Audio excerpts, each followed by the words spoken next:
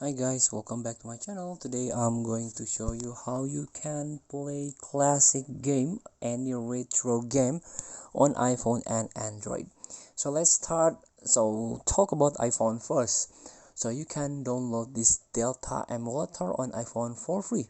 So you can go to the website deltaemulatorapp.com.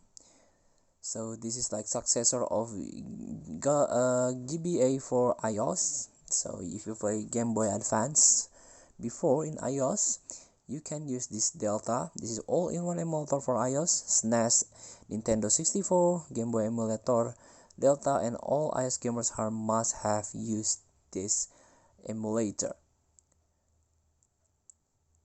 So you can download this emulator in this web. The size only 60 or 70 megabyte, and also this is free, but it's exclude the game. You can download the game, download the ROM via another website.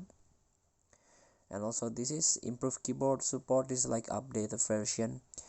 And talk about the Android one, you can download via Play Store. There's a lot emulator here. For example, GBA emulator. So you can use John.